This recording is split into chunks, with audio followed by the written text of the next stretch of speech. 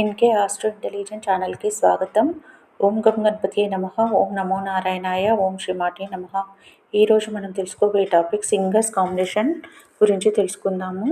ఏ లగ్నం వారికైనా లగ్నం నుంచి 2వ భావం అన్నది వాక్కును సూచించును, అనగా గొంతును సూచించును.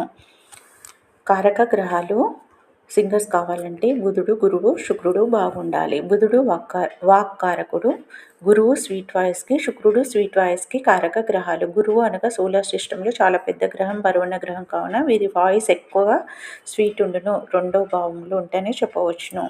2వ భావంలో గురువు, శుక్రుడు ఉంటే స్వీట్గా మాట్లాడుదురు, స్వీట్గా పాడుదురు, మంచి సింగర్స్ అవుదురు.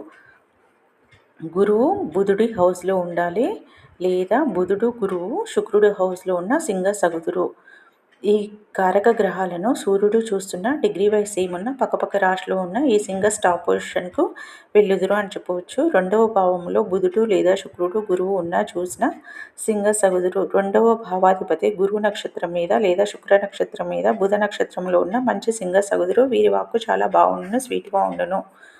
2వ భావాధిపతి శని భగవానుడయ్యి ఈ కారక గ్రహాలు బుధుడు, గురువు, శుక్రను ఒకరికొకరు చూసుకున్న కలిసి ఉన్న వీరి వాయిస్ మెచ్యూర్డ్గా ఉండును అని చెప్పవచ్చును. నేను పెట్టే వీడియోలు మీకు నోటిఫికేషన్ రావాలంటే ప్లీజ్ లైక్, షేర్, సబ్స్క్రైబ్, పక్కనే ఉన్న బెల్ ఐకాన్ని ప్రెస్ చేయండి. ధన్యవాదాలు.